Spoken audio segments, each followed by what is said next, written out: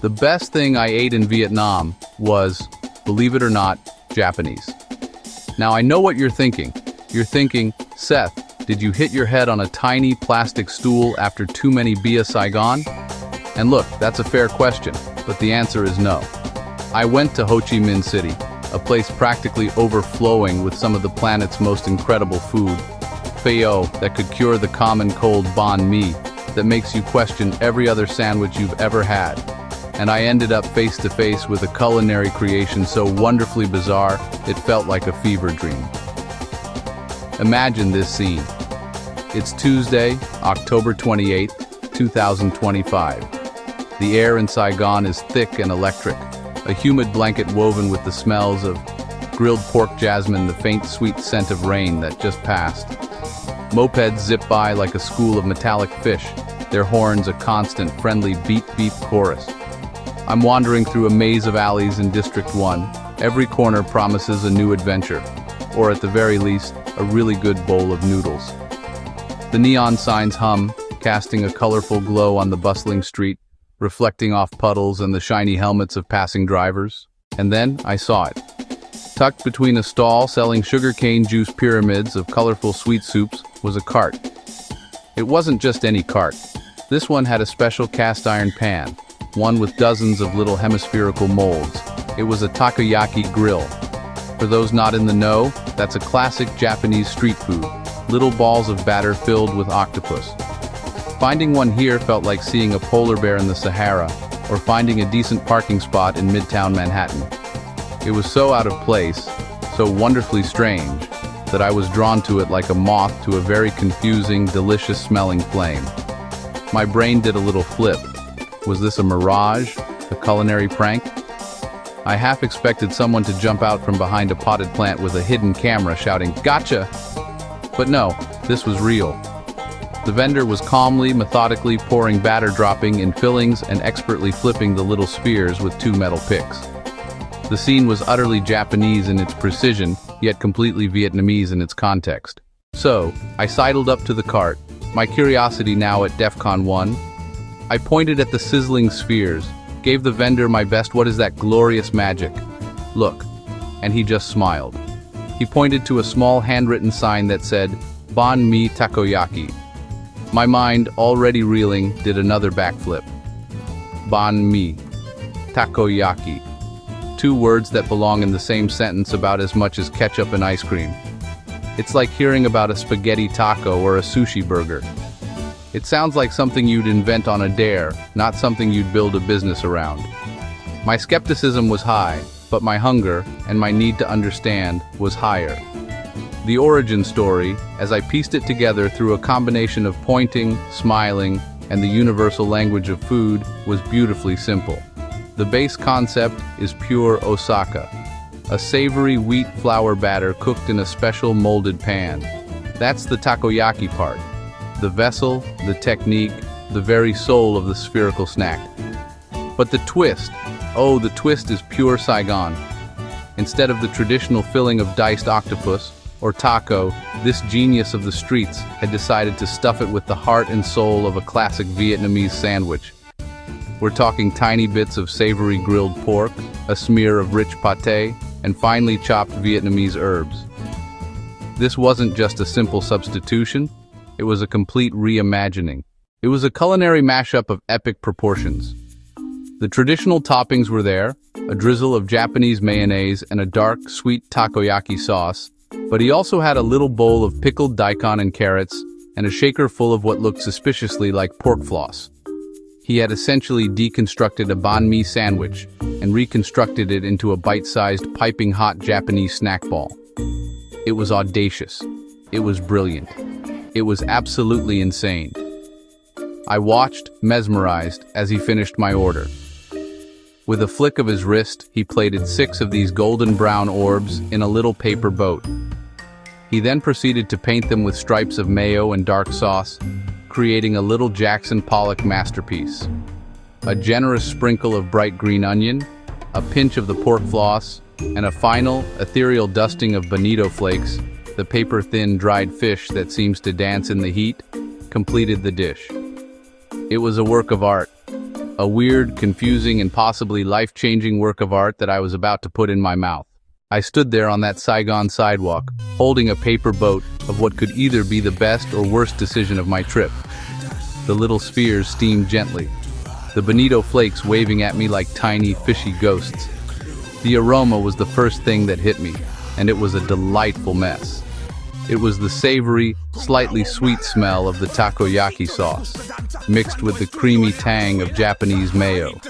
But underneath it all was the unmistakable, comforting scent of grilled pork and fresh cilantro. It smelled like a food festival where the Japanese and Vietnamese booths had accidentally collided, and I was all for it. With a tiny wooden skewer, I speared one of the balls, trying to get a bit of everything on it. It was hot, much hotter than I expected, and I did that little hoo-hoo-ha-ha dance you do when you put molten lava in your mouth.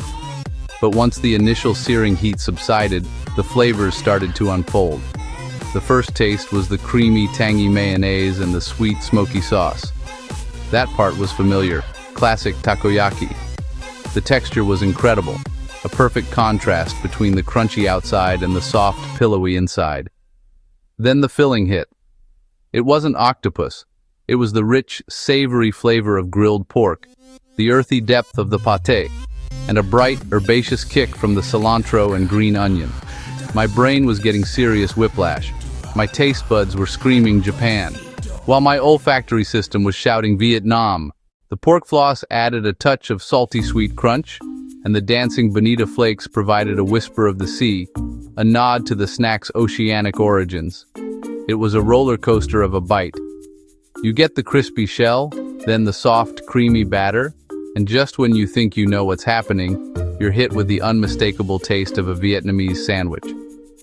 It's a bait and switch of the highest culinary order. It's confusing, it's surprising, and it is absolutely, unequivocally delicious. I immediately speared another one, and then another. The initial shock had completely melted away, replaced by pure, unadulterated delight. This wasn't just a novelty snack. This was a legitimately fantastic dish. I was a convert. I was a believer in the Church of Banh Mi Takoyaki. The man behind this madness was a culinary artist, disguised as a humble street vendor. His name was Mr. Min, a man probably in his late 50s with kind eyes that crinkled at the corners when he smiled, which was often. His hands, though, were the main event. They moved with a speed and grace that was hypnotic, pouring the batter, dropping in the fillings, and then the main show, the flipping. With two sharp metal picks, he'd spin and turn each little ball in its hemispherical home. It was a dance he'd clearly perfected over thousands of hours of practice. I asked him, using my phone's translation app in a clumsy back and forth, how he came up with this idea. He told me he used to work as a cook in a Japanese restaurant in the city for over a decade.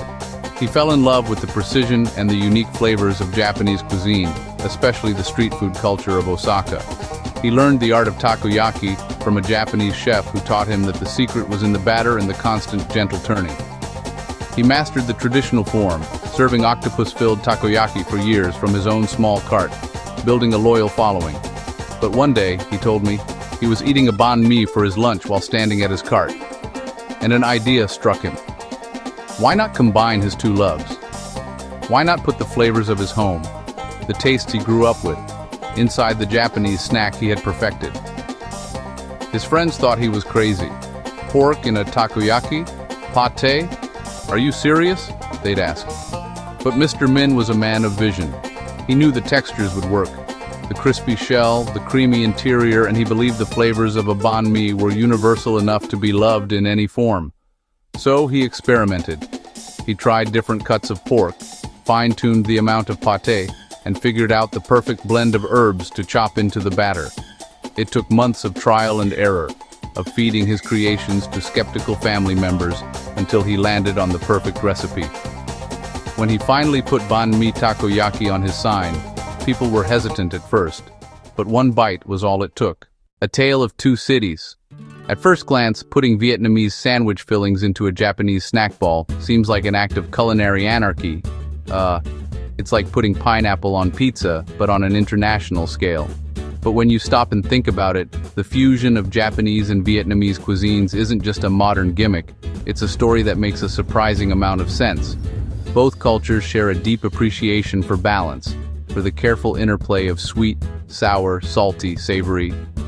They both prize freshness and have a knack for creating incredibly complex flavor profiles from seemingly simple ingredients. It's a shared food philosophy, separated only by geography. Think about it. Both cuisines love their noodles, whether it's a bowl of ramen, pho.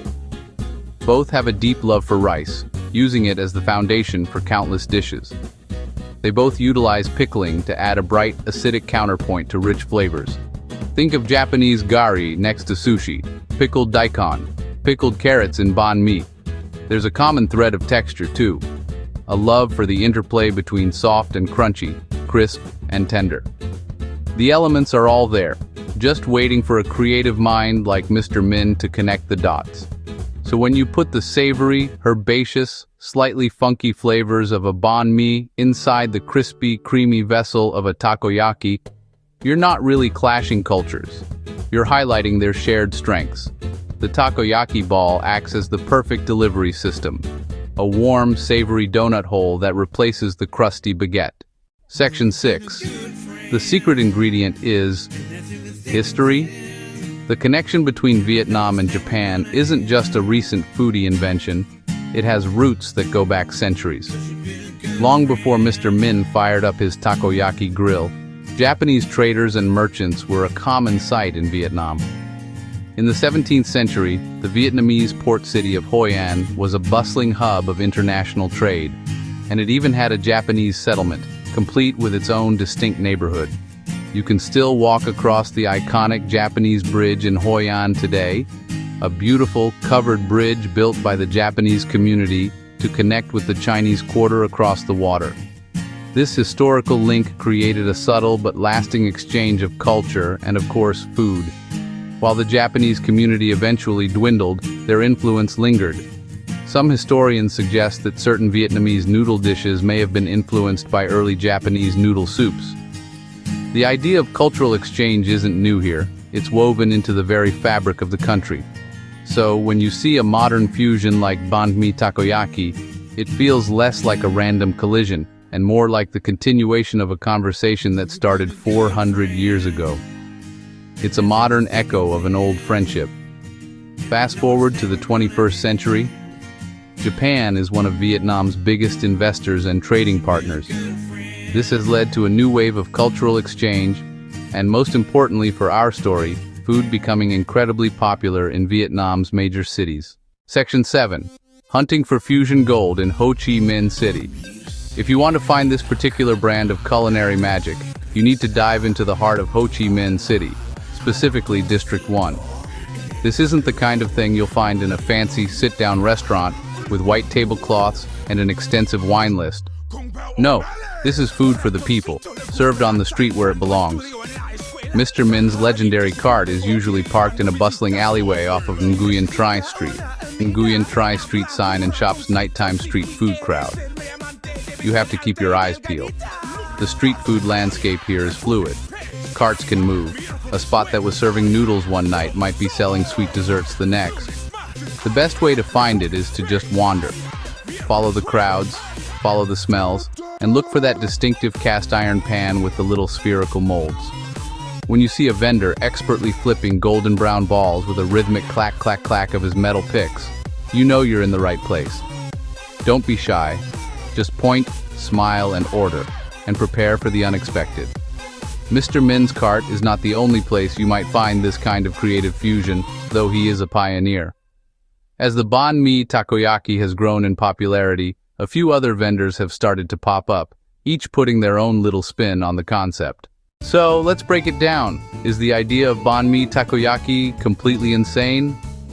Yes, absolutely, 100%. It's the kind of idea that sounds like it was dreamed up at 3 a.m. after a long night of karaoke.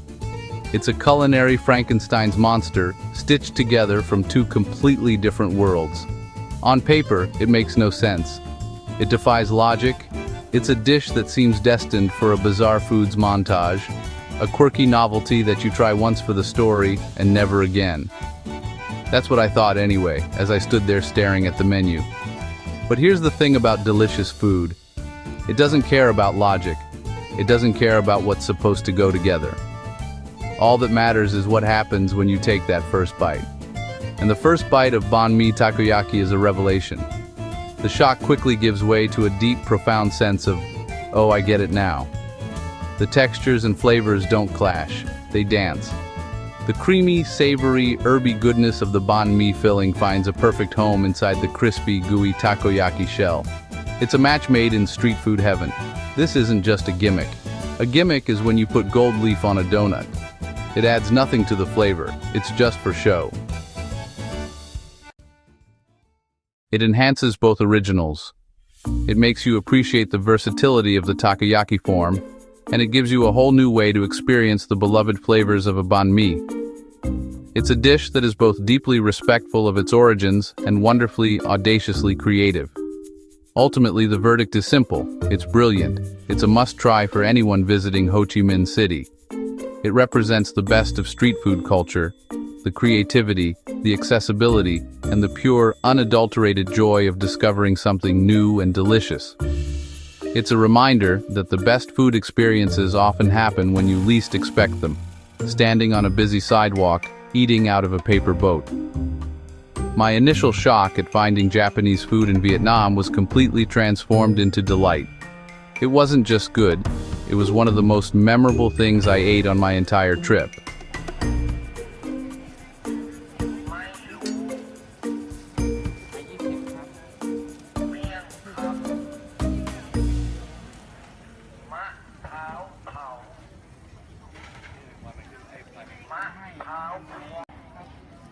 Section 9. Final thought. What else is hiding out there? I walked away from Mr. Min's cart that night with a full stomach and a buzzing brain. The experience completely rewired my expectations for what street food could be. That little paper boat of banh mi takoyaki wasn't just a snack, it was a lesson in creativity. It was a delicious, bite-sized reminder that the lines we draw between cultures are often imaginary, especially when it comes to the kitchen. In a world that can sometimes feel divided, a dish that so joyfully and successfully brings two cultures together feels more important than ever. It's edible optimism. That single, shocking discovery opened my eyes. If banh mi takoyaki exists, what else is out there? What other brilliant, bizarre, beautiful culinary mashups are being invented right now in alleys and on sidewalks around the world? Is there a chef in Bangkok putting tom yum flavors into an Italian arancini? Is someone in Mexico City filling tamales with Korean kimchi? The possibilities are endless and exhilarating. Travel not just to taste tradition, but to find these wonderful, unexpected moments of fusion. The world of food is living, breathing, borrowing, adapting, evolving. For more amazing food and drinks tips and recipes, subscribe to our channel and click the bell icon so you never miss an update from us. Tell us about your thoughts in the comment section. Check out our other videos for more culinary inspiration. We love you. Until next time, keep cooking, stay adventurous.